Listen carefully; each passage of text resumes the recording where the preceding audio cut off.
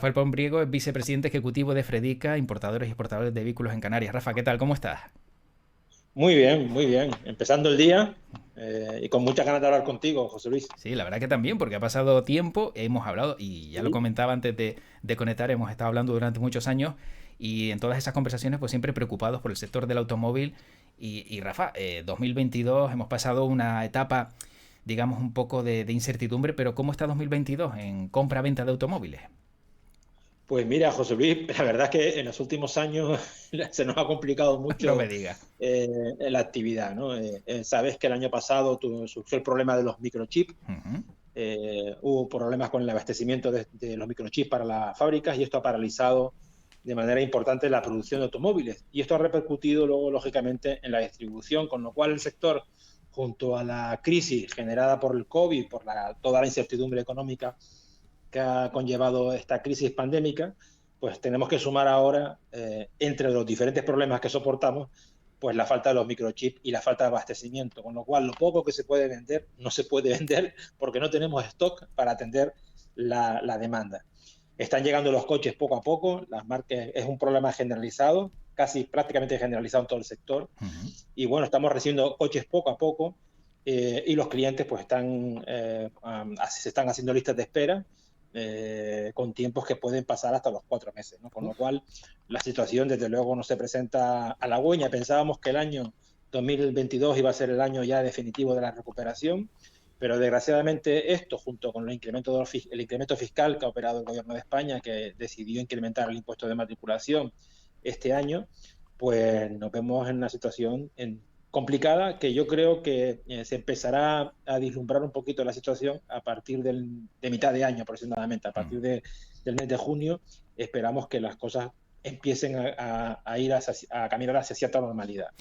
Entonces, para entenderlo bien, yo por ejemplo me voy a comprar un coche y voy al concesionario, veo el modelo, me gusta y tengo que esperar de 4 a 6 meses para que llegue por la ausencia de microchips, por la falta de microchips. Más o menos, más o menos. Esa es la situación que se está Uf. produciendo. No puede ocurrir el caso de que un determinado modelo, pues bueno, pueda existir algún stock. Pero en Ujú. líneas generales, lo que está pasando es lo que acabas de comentar. Es decir, que no hay coches y hay que esperar para despacharlo, porque realmente no estamos recibiendo, como dije anteriormente, los stocks con cierta normalidad, ¿no? Mm. Y esto está pasando en toda Europa, está pasando en todo el mundo, y bueno, es una crisis general y a esperar que la situación de los microchips se normalice para que se pueda normalizar la producción y los fabricantes nos puedan abastecer de productos, porque es lo que pasa ahora, que no tenemos. ¿Y de dónde vienen? ¿De China en concreto o de otros países que han parado la producción también por la pandemia y ha desencadenado todo este desastre? Bueno, los fabricantes de microchips están fundamentalmente en Taiwán, en China y en China. Y luego asisten fabricantes puntuales, algunos en Europa y algunos en Estados Unidos. Pero realmente lo que sorprende es que un tema como los microchips, existan tan pocas empresas que abastezcan de microchips. De todas maneras, ayer nos llegó una noticia de Estados Unidos en la que el gobierno federal está analizando si realmente los incrementos, la retención de los stocks y los incrementos de precios que se están produciendo, porque lógicamente ante la escasez los fabricantes de microchips han disparado los precios, ¿no? Y entonces la noticia que salía ayer es que en Estados Unidos se está investigando a ver si no hay detrás de todo esto actividades colusorias, ¿no? Bueno, Mm. pues lo digo como un apunte porque se está hablando de todo, ¿no? Pero lo cierto es que hay pocos fabricantes de microchips en el mundo, curiosamente, que lo que ha pasado es que durante la crisis de la pandemia, y sobre todo el primer año, cuando se produjo la explosión con el virus y hubo el cierre generalizado, se disparó la demanda de microchip, entre otras cosas porque mucha gente se quedaba en casa y utilizaba más los ordenadores, las tabletas, todo lo que son Claro. dispositivos para conexión y entretenimiento. Los fabricantes de coches, por el contrario, paralizaron las peticiones porque las fábricas se cerraron. Ujú. Entonces, cuando se ha abierto otra vez y ha empezado la producción, pues lógicamente los fabricantes de microchip dicen que tenían que atender, es lo que dicen o lo que se ha estipulado, de lo que se ha hablado, que tendrían que atender la demanda de los clientes que ya habían solicitado durante la crisis de producto. Y bueno, los productores de coches, los fabricantes de coches tenían que irse a la cola, ¿no? Y esto se supone que ha sido lo que ha generado toda esta falta de suministros y paralización de la producción, ¿no? Pero bueno, ya digo que es un tema complicado, sorprendente, que en la época en la que estamos, donde todo es la digitalización, todo es la tecnología, pues precisamente la fábrica de microconductores o microchips, pues sea la que es, ¿no? Y nos encontremos con este problema, ¿no? Eso nos hace pensar, Rafa, que a lo mejor deberíamos volver al coche tradicional menos tecnológico y más manual, ¿no? Que tengamos que subir y bajar el Evalunas pues sin un botoncito a manivela y dejemos de ordenadores de a bordo a los coches y que sea ya como antes era, marcha y arrancar y moverse. Eso es muy complicado ya. Ya la gente estamos acostumbrados a ciertos servicios y Claro. productos y no, eso va a ser muy complicado, José Luis. Mm. Pero bueno, eso va avanzando. Esto me imagino que ha sido una experiencia para todos, porque la crisis pandémica es un tema totalmente atípico. Ujú. Yo creo que nadie en nuestra vida, de nuestra edad, ha visto una cosa parecida, ¿no? Y esto va a servir como lección para los fabricantes y para el mundo en general. Yo creo que se ha producido un cambio acelerado provocado por esta crisis y nos va a servir de experiencia para que si en el futuro pasa esto o algo parecido, pues tener las cosas más claras todos, ¿no? Y estar mejor preparados. Por cierto, hablabas del impuesto de matriculación en un momento como este, donde la economía no acaba de estar en su plenitud. Se sube un impuesto como ese. Entiendo que ustedes completamente a disgusto, ¿no? Por esa iniciativa. Yo te explico, el año pasado se tenía que haber subido el año pasado realmente, porque no es que se subiera el impuesto directamente, sino que es un tema complicado porque es muy técnico, Ujú. pero a ver si lo puedo sintetizar un poco, ¿no? Para el impuesto de matriculación, para determinar los tipos que se aplican, se toma como referencia el nivel de emisiones de los coches, ¿de acuerdo? Entonces, según el nivel de emisiones, pagas más o menos un tipo más alto o más bajo en ese impuesto de matriculación. ¿Qué pasa? Que la referencia del nivel de emisiones se hacía con una norma que ha sido modificada y que lo que hace es que los límites se hayan incrementado y con lo cual, sin cambiar los tipos impositivos, al modificarse el nivel de las emisiones de cada coche, al alza, pues hace que se aplique normalmente el tipo incrementado superior. Yo me explico, si por ejemplo, hasta el año pasado los coches que emitían hasta 16 gramos de CO2 estaban exentos, con el nuevo sistema de medición, esos coches que a lo mejor estaban en 16 gramos de emisión, ahora pasan a 20, con lo Ujú. cual ya no tributan, no están exentos, sino que pasan a tributar el 4,75%. Y así sucesivamente. Entonces, ¿qué pasa? El año pasado tenía que haber entrado esa norma en vigor, pero el gobierno, en vista de la situación en la que estaba la economía, pues decidió aplazarlo medio año. A partir de junio se paralizó el incremento y se planteó hacerlo el 1 de enero. Pero claro, el sector le ha dicho que la situación no ha cambiado, encima ha pasado los microchips, que estamos en una situación complicada, y lo que pedía el sector a principios de este año, bueno, a finales del año pasado, para que no se aplicara este año, es que eso se quedara otra vez en suspenso, por lo menos un tiempo prudencial, Ujú. hasta que la situación se normalizara. Pero el gobierno no ha entrado en razones, dicen que hay que recaudar, y este año nos han clavado el incremento, con lo cual, además de lo que te estoy contando, pues nos encontramos con ese incremento indirecto fiscal Ujú. que nos ha perjudicado, que perjudica notablemente, porque encima que tienes dificultades, que no tienes coche y que lo poco que tienes para venderlo es complicado y encima nos sube los impuestos, pues lógicamente la situación no es para tirar voladores, ¿no? Efectivamente. Y en esa situación nos encontramos. En Y Canarias nosotros seguimos insistiendo en que hay sí. que reducir el IGIC para compensar un poco. Hemos pedido una suspensión temporal, una bajada temporal de los impuestos indirectos durante 1 año, 2 años para que el sector pueda respirar, Ujú. pero no hemos conseguido sensibilizar al gobierno autónomo y por tanto estamos como estamos. Y yo no sé si se va a complicar más la situación con ese conflicto Rusia-Ucrania. No sé de qué manera puede afectar a la venta de coches, a la exportación, a la llegada de materiales, si vemos un conflicto armado y si empiezan las tensiones entre unos y otros, el apoyo quizá de China a Rusia. Todo esto de qué manera podría afectar, no sé si lo han evaluado ya los importadores y exportadores de vehículos, si va a un nivel superior. Bueno, desde luego, un conflicto bélico como el que estás planteando es muy peligroso. Eso es extremadamente peligroso, ¿no? Pero a día de hoy, y cuando han existido tensiones, sobre todo en temas de combustibles, el petróleo, ¿no? Incrementos de precios, lo que hemos visto es que realmente no afecta tan directamente a la demanda, a la compra de vehículos, hoy en día más matizado por el peso que puede tener el sector del vehículo eléctrico, ¿no? Pero sí veíamos que lo que hace la gente es consumir, reducir intentar mantener el consumo o no gastar más de lo que gastaba anteriormente, ¿no? Cuando se producen incrementos del combustible, pero no impacta tan directamente en lo que es en la venta. Lo que sí puedo decir es que, por ejemplo, el otro día, para que nos hagamos una idea de la dependencia económica de todo esto y lo que significa el adelantarse a los tiempos en cuanto a la aplicación de las tecnologías. En España, en los últimos años, se le ha dicho al sector industrial, sobre todo al sector del vehículo de transporte pesado, que tenían que cambiar, que tenían que dejar el gasoil, que tenían que apostar por el vehículo de gas natural, porque ese era el futuro, porque contaminaba menos, etcétera, etcétera, ¿no? Muchos operadores, sobre todo en Península, hicieron cambios, renovando flota y comprando coches de gas. ¿Qué ha pasado? El petróleo ha subido, pero es que el gas está por encima, el precio ha crecido por encima del 200%, con lo cual mucha gente que renovó su flota adelantándose y comprando vehículos para gas, los tienen aparcados, parados, porque no son rentables. Es decir, que sacar esos coches y llenarlos de combustible con gas natural es tan extremadamente caro que no les merece la pena ponerlos en marcha, ¿no? Con lo cual, ahora mismo el gobierno que tanto presionaba para que los transportistas hicieran ese cambio tecnológico, pues ahora se ven que los que apostaron por el gas y no siguieron prudentemente con el gasoil, pues se ve que no pueden competir porque en precios el suministro del combustible es tan alto que no pueden rentabilizar su flota, ¿no? Y esto es un tema que nos hace a todos pensar también, ¿no? Claro, claro. Y eso es consecuencia, lógicamente, ese incremento del gas natural es una consecuencia muy directa de la tensión geopolítica que se está produciendo entre Rusia y el resto de la Unión Europea y la OTAN, ¿no? Y es una consecuencia, una primera consecuencia, un ejemplo de las consecuencias que puede tener, pero reitero que en el caso de un conflicto bélico es un tema tremendamente delicado que puede tener unas consecuencias terroríficas en todo lo que es ya no el sector del automóvil, sino creo que en general, por supuesto.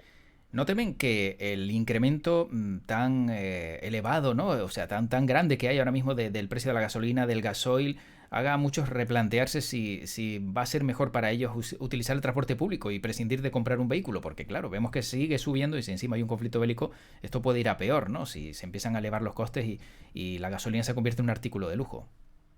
Sí, encima el vehículo eléctrico, que era una alternativa, también estamos viendo como los precios del suministro eléctrico se están disparando, con lo cual la alternativa del vehículo eléctrico, pues yo ahí tengo también mis dudas si eso realmente, tal y como estaban viéndose caminar las cosas, es lo más acertado. Bueno, como he dicho anteriormente, no ha sido un factor. Yo creo que estos costes de suministro no son un factor determinante para que la gente deje de comprar el vehículo. Sí puede ser un factor que a lo mejor como apunta para que gente que utilizaba antes el vehículo, visto lo visto, pues apuesten por utilizar el transporte público, que no está mal. Es decir, el sector del automóvil, nosotros no nos oponemos al transporte público, todo lo contrario, nosotros pensamos que el transporte público tiene que ser, y todos los transportes alternativos y los nuevos modos que están apareciendo, desde el coche compartido, la movilidad personal, todo eso es muy importante que se potencie, porque al final lo que interesa es que la gente cuando utiliza el vehículo privado, cuando utiliza el coche, lo haga cómodamente. Si la carretera está llena de coches y no camina porque hay atascos, pues lógicamente eso no beneficia a nadie, ni siquiera a los vendedores de coches. Nosotros tenemos que vender coches para que la gente circule con ellos y lo utilice de una manera racional y que atienda sus demandas de movilidad. Por tanto, nos interesa que exista un transporte público muy potente, ¿no? Bueno, por ahí no hay ningún inconveniente y esperamos que con el tiempo lo que tiene que abrirse es un abanico de posibilidades a los usuarios y que el usuario libremente en cada momento pues escoja dentro de ese abanico de movilidad que tiene, desde el transporte, como digo, compartido, el coche en vehículo privado, el transporte público, sean plataformas reservadas o transporte público ordinario, la bicicleta o el monopatín eléctrico. Es decir, que sea el ciudadano libremente el que de manera racional utilice el modo de transporte que en cada momento le sea más conveniente, ¿no? Porque eso aliviará el tráfico, claro. Y bueno, será mejor para todos, ¿no? Evidentemente, incluso para los que vendemos coches.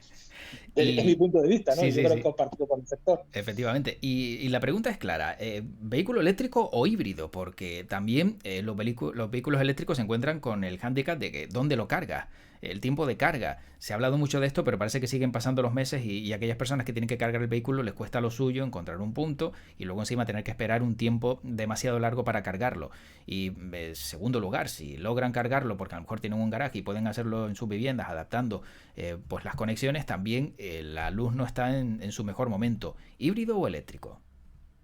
Bueno, nosotros pensamos que el híbrido va a ser un vehículo transitorio. Ahora una gran parte de los coches que están vendiendo alternativos son híbridos, ¿no? La gente está apostando ya por un coche intermedio. Pero lo cierto es que tanto los vehículos térmicos como los híbridos tienen fechas de caducidad, por decirlo de alguna forma, porque la Unión Europea está diciendo que a partir del año 2035 pues ya no se podrán comercializar vehículos que emitan algún tipo de emisión. Tienen que ser de emisión cero, ¿no? Uh-huh. Y lógicamente esto afecta tanto a los térmicos puros, como digamos, los térmicos puros, a los que tradicionalmente conocemos como coches de gasolina o de gasoil, pero también a los híbridos que utilizan también este tipo de combustible junto con el sistema eléctrico, ¿no? Pero sí que queremos que, y así se está demostrando en las ventas, que es un producto que para los próximos 10, 15 años puede servir perfectamente y bueno, tiene esa ventaja de que mantiene el sistema de combustión, con lo cual garantiza que en todo momento, pues a día de hoy, puedas tener el coche con combustible pertinente y además aprovecharse cuando las circunstancias lo permiten, o como comentas, cuando tienes un punto de eléctrico de conexión en tu casa, lo que sea, pues también de beneficiarte de esa hibridación que te permite, bueno, circular en eléctrico, ¿no? Uh-huh. Yo creo que es un avance, como digo, es un paso intermedio, pero yo creo que el futuro, bueno, de todas maneras, aunque el futuro se habla siempre del vehículo eléctrico, no debemos descartar tampoco la pila de hidrógeno, pero incluso en el caso de los combustibles ya se están desarrollando productos sintéticos lo que llaman los ecocombustibles, que dicen que permitirían a los vehículos térmicos consumir combustibles de gasolina o gasoil, pero sin emisiones de CO2 ni de partículas, ¿no? Los laboratorios de los fabricantes de productos petrolíferos están trabajando en ese sentido y han hecho avances muy importantes, con lo cual incluso un vehículo térmico, porque la legislación europea no lo prohíbe, en el año 2035, si la emisión es cero, Uh-huh. podría seguir circulando, ¿no? De todas maneras, todo esto de la tecnología es un totum revolutum, porque la verdad es que uno no sabe qué va a pasar dentro de 10 años, José Luis, porque son tantas las cosas y las novedades que están saliendo cada día, Sí, que sí. es muy complicado hacer previsiones de eso, cómo van a ser las cosas. Estamos hablando del coche eléctrico, pero estamos también planteando el tema del coche autónomo y bueno, los drones y todas estas cosas que están surgiendo, que habrá un futuro tremendo, ¿no? Para lo que es la movilidad, ¿no? Para lo que Bueno, entendemos como... te iba a decir que al final de películas como Regreso al Futuro, justo cuando termina la película, recarga el vehículo con basura. ¿Tú crees que ahora que has hablado de combustibles que a lo mejor son alternativos o biodegradables, pueda ser el futuro? También que podemos ver que se crea un compost o algo para que el vehículo pueda caminar, ¿no? Con este tipo de elementos.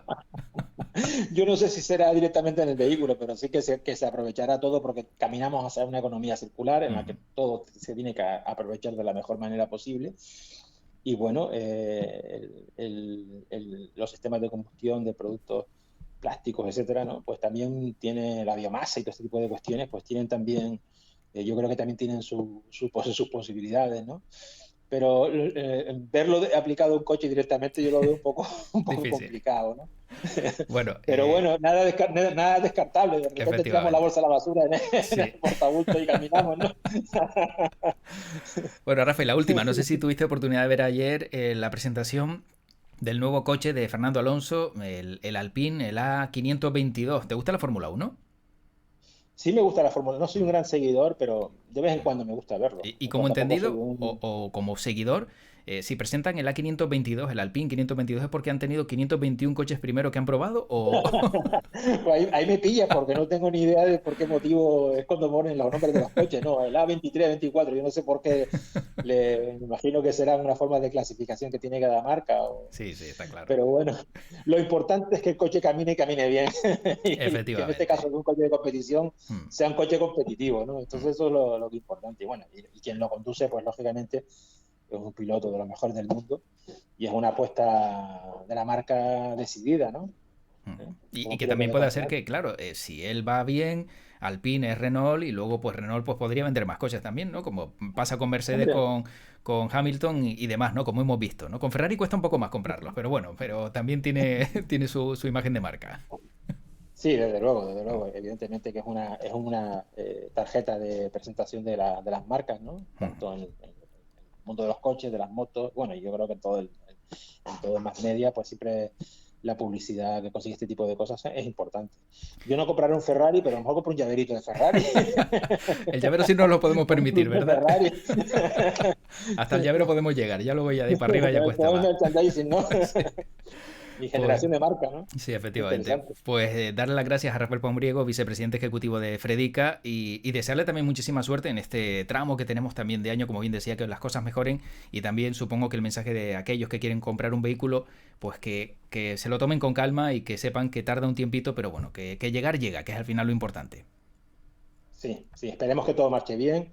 Y José Luis, aprovechar para saludarte después de tanto tiempo y Sí, bueno, desearte también lo mejor en esta etapa que has comenzado.